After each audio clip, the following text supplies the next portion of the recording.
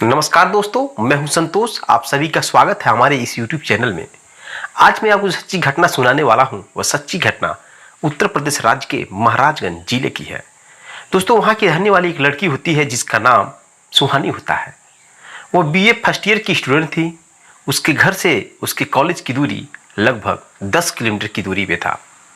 लेकिन सुहानी के भाई और पिता की सख्त हिदायत थी कि तुम पढ़ने तो जा रही हो, लेकिन तुम किसी भी लड़के से दोस्ती यारी मत करना। जिस दिन हमें थोड़ी सी भी भनक लगी, उस दिन हम लोग तुम्हारी पढ़ाई छुड़वा देंगे। दोस्तों, वह लड़की यह बात सुन करके हमेशा सतर्क रहती है और अपने घर से स्कूल यानी कि कॉलेज जाया करती है। डेली हमेशा जाया करती थी। एक दिन जब वो अपने घर से अपने विद्यालय के लिए निकलती है तो लगभग 4 किलोमीटर दूरी पे जाने के बाद उसकी साइकिल पंचर हो जाती है। पंचर होने के बाद वहीं बगल में एक दुकान था कॉस्मेटिक का, जहाँ से लगभग सभी लड़कियां अपना सामान खरीदा करती थी और वह दुकानदार उन सभी लड़कियों को अक्सर जानता था। दोस्तों, सुहानी उस दुकान पे जाती है और उस दुकानदार का मालिक का नाम था राजेश, जो एक लड़के की ही उम्र का था। तो सुहानी बोलती है, क्या तुम मेरी मदद कर सकते हो? मेरी साइकिल पंचर हो गई है और मेरा इस समय एग्ज़ाम चल रहा है और मुझे पहुंचना बहुत ज़रूरी है। अगर कोई साइकिल है तो साइकिल मुझे दे दीजिए और मैं उधर से वापस आते समय आपको साइकिल दे दूंगी। दोस्तों, ये बातें सुनकर के वो राजेश बोलता है, मेरे पास साइकिल तो नहीं है, लेकिन एक स्कूटी है और मैं उसी स्कूटी से इस समय उसी कॉलेज की तरफ ही जा रहा हूँ और सामान लाना है मुझे। अगर तुम चाहो तो मैं तुम्हें सही टाइम पे इस स्कूटी से छोड़ सकता हूँ। दोस्तों, यह बात सुनकर के वह सुहानी राजेश की स्कूटी पे बैठ जाती है और राजेश स्कूटी चलाते हुए लेकर जाता है। रास्ते में राजेश कहता है कि अगर तुम्हें कोई देख लिया हमारी स्कूटी पे बैठ के जाते हुए तो लोग क्या सोचेंगे। वह सुहानी कहती है कि केवल मेरे घर के लोग कोई न देखे, बाकी कोई देखेगा तो मुझे कोई परवाह नहीं है। दोस्तों, यह बातें सुनकर के वह राजेश हंसने लगता है और स्कूटी लेकर जाता है और सही समय पे उसको कॉलेज पहुंचा देता है। पहुंचाने के बाद दोस्तों, वह सुहानी उसको थैंक्स बोलती है। उसके बाद वह राजेश वहीं पर रुका रहता है, बोलता है कि तुम उधर से कब आओगी। सुहानी बोलती है कि करीब 3 घंटे बाद मेरा एग्ज़ाम समाप्त होगा और 3 घंटे बाद मैं आऊँगी। राजेश बोलता है, तो मैं सामान लेकर यहीं पे रुका रहूँगा, तुम इधर से भी मेरे साथ चल सकती हो और तुम्हें छोड़ दूँगा। तो पहले सुहानी बोलती है ठीक है, लेकिन फिर सोचकर कहती है नहीं नहीं, हमारी सहेलियाँ तुम्हें देखेंगी तो लोग गलत सोचने लगेंगी और मेरा मजाक उड़ाने लगेंगी। ऐसी कोई बात नहीं है, तुम चले जाना और मैं अपनी सहेलियों के साथ किसी भी तरीके से आ जाऊंगी। दोस्तों, इतना कहने के बाद सुहानी कॉलेज के अंदर चली जाती है और एग्ज़ाम देने लगती है।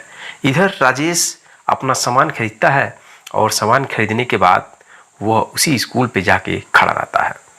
जब 3 घंटे के बाद एग्ज़ाम समाप्त हो जाता है तो वह लड़की बाहर निकलती है। तो जब राजेश को देखती है तो हंसने लगती है। राजेश कहता है कि चलो जल्दी, मुझे जाना है और लेट होगा और तुम्हें मैं छोड़ देता हूँ। यह बातें सुन करके उसकी सहेलियाँ हंसने लगती हैं और उसे मज़ा लेती हैं उस सुहानी नाम की लड़की से। अरे यार, क्या तुम्हारा दोस्त है क्या, तुम्हें बुला रहा है इतने प्यार से। तो सुहानी हंसने लगती, कहती ऐसी कोई बात नहीं है और मेरी साइकिल पंचर हो गई थी, इसलिए मैंने राजेश से मदद मांगी और राजेश मुझे स्कूटी के द्वारा यहाँ पे छोड़ा है। तो इतना कहने के बाद वह राजेश के पास आती है और राजेश के साथ बैठकर पुनः वह चली जाती है। राजेश लेकर जब आता है तो रास्ते में राजेश कहता है, यार तुम कितनी खूबसूरत हो, तुम्हें कॉलेज में लड़के छेड़ते नहीं है क्या? तो सुहानी बोलती है, नहीं ऐसी कोई बात नहीं है और मैं किसी भी लड़के की तरफ दिखती नहीं हूँ और सावधान रहती हूँ, क्योंकि मेरे घर के भैया और पापा कहे हैं किसी भी लड़के से अगर तुमने दोस्ती की तो मैं तुम्हें बहुत पीटूंगा और तुम्हारी पढ़ाई छुड़वा दूंगा। इस वजह से मैं हमेशा सावधान और सतर्क रहती हूँ। दोस्तों, इस तरह से बातें करते हुए राजेश अपनी दुकान पर लाता है और उसे छोड़ देता है। वह सुहानी राजेश को बोलती है, थैंक्स, आपने हमारी बहुत मदद की। इधर से आपने टाइम पे ले गए और उधर से भी टाइम पे ले आए। राजेश बोलता है कोई बात नहीं है, थैंक्स की कोई ज़रूरत नहीं है। दोस्तों वह अभी उसी समय समोसे लाता है खरीद के और कहता है कि तुम समोसे खा लो, तब तक मैं तुम्हारी साइकिल एक दुकान के पास देता हूँ और दुकानदार तब तक बना देगा, तुम्हें भूख भी लगी होगी। दोस्तों राजेश समोसा ला के देता है और सुहानी खाने लगती है। इधर साइकिल बन रहा था और साइकिल बनने का इंतज़ार कर रही थी।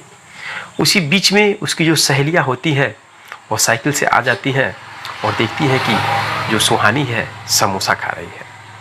उसकी सहेलियाँ बोलती हैं अरे यार, तुम तो हम लोगों को कुछ भी नहीं खिलाती हो, ताकि अकेले खाना पड़ रहा है तुम्हें, और हम लोगों को खिलाओगी तो पैसा खर्च हो जाएगा, और आज तुम अकेले बैठ के समोसा खा रही हो।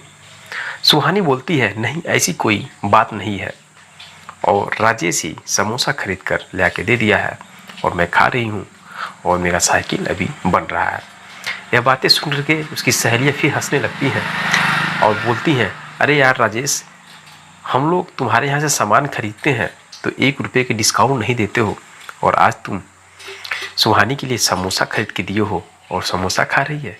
इतना बात सुन करके राजेश हंसने लगता है, बोलता है वो बिजनेस की बात है और यहाँ कोई और बात है। इस बात को सुनकर सहेलियाँ हंसती है और बोलती हैं अच्छा वो बिजनेस की बात है और यहाँ पे दोस्ती प्यार की बात है।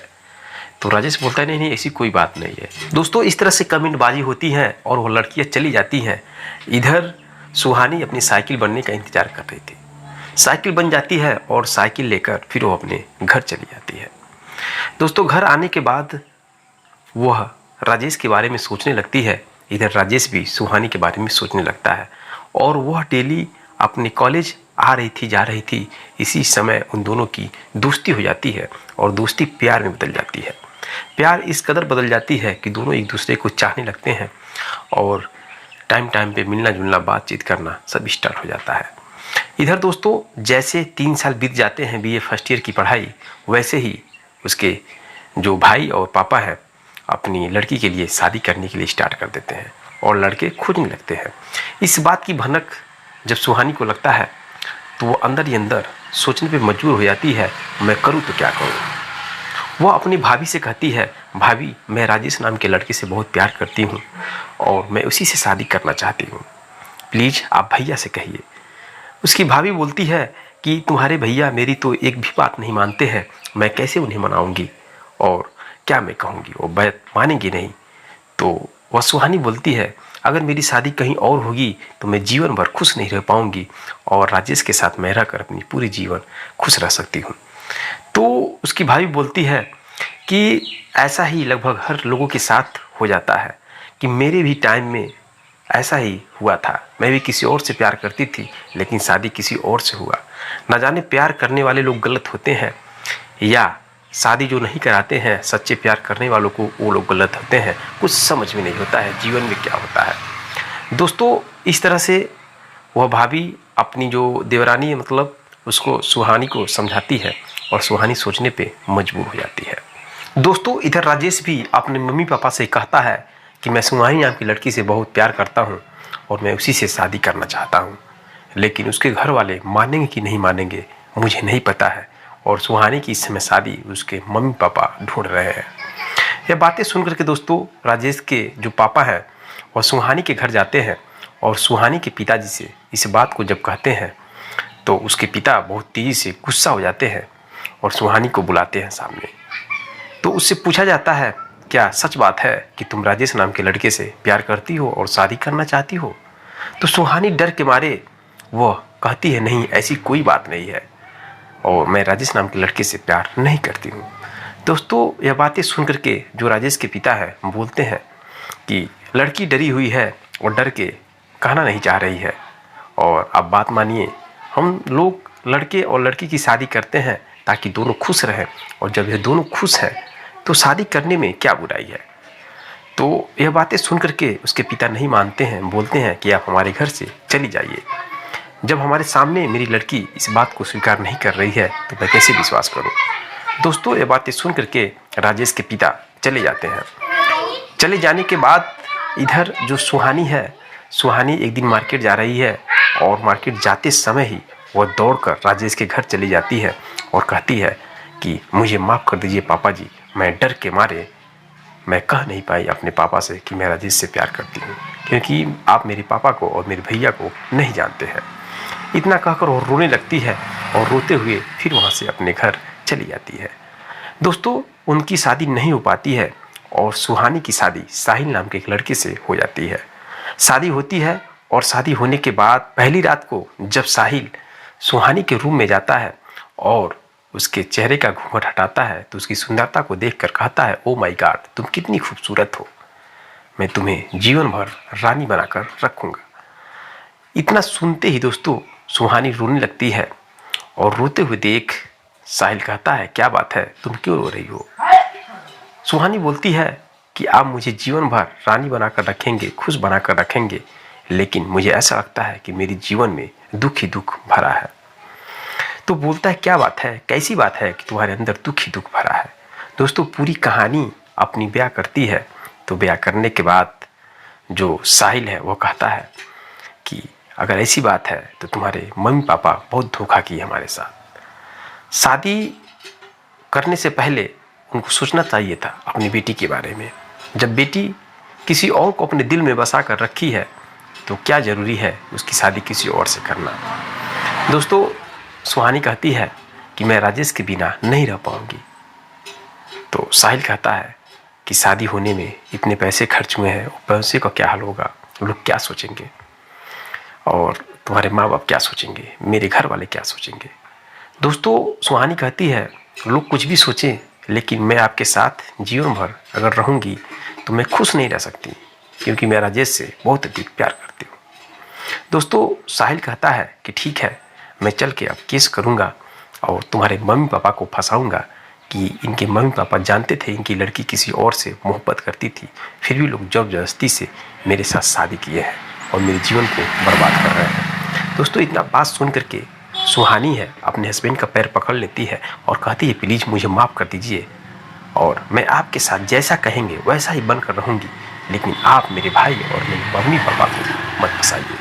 यह बातें सुन के दोस्तों साहिल सोचने लगता है कि जो लड़की अपने प्यार के लिए अपने माँ बाप को हमेशा एक किनारे रखकर उनके साथ चीटिंग नहीं करना चाहती है, वह औरत अपने हस्बैंड को भी कभी धोखा नहीं देगी। दोस्तों, वो बहुत खुश हो जाता है और खुश होने के बाद विचार करता है, उसके साथ रात नहीं बिताता है और अपना अलग रूम में जाकर सो जाता है और यह बात अपने मम्मी पापा को कहता है। कहने के बाद दोस्तों एक पंचायत जुटाई जाती है और उस पंचायत में राजेश के पिता को बुलाया जाता है और राजेश को बुलाया जाता है और सारी बात को समझा जाता है।